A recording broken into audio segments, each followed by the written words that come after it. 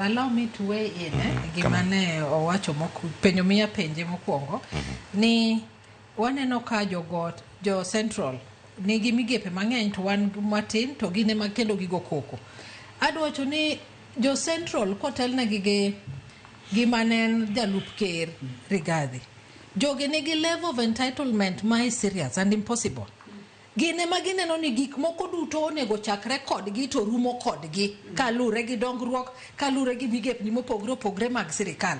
Omiyo en gima ok ber ahinya ni wuok kende dho ng'ato kaka Rigathi Gachagua manen jalup ker ni en ogore ni mondo omed gi gik mang'eny makata jomoko timre nade, jomoko koyudo to berabera. King'iyo chien kocha wan kaka joluo we were really economically marginalized. Kizungu wacho kamano. Ne waonge gi development mora nango nikech nwabet kwa pingo sirikal. Omiyo level mar entitlement is the issue mamiyo kata sani ng'anyo ne betie to sana Central Kenya. Nikech gineno ni oyo jaluo konego mimi gawa makama, oyo ng'ani konego mimi gima kamae. Gigi duto nego bedni wane mimiyo wa kaka gisetiko ka giwacho mabe chiegni donje pach ji ni gine mane gigore nango ne gigore ne piny tadiera makende ok ne gigore ne piny jogo ne gore ne puothegi mane wazungo kawo.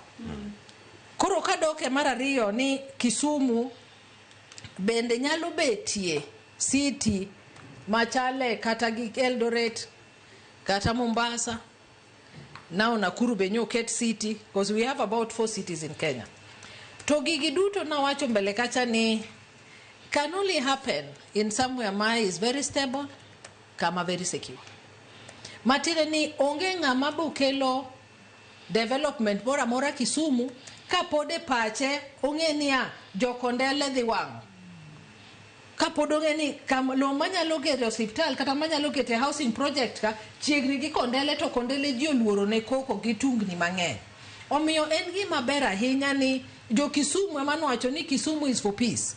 Matene ni gimbe they are now embracing peace. They are now embracing dialogue. They are now embracing other mechanisms. Manyalo miyo county ma Kisumu kata Kisumu as a city bende mondo dongre. Tobo mana dongre kwa neno niya oyo kwa neno ni kata migosi manyocho kalo Uhuru Kenyatta.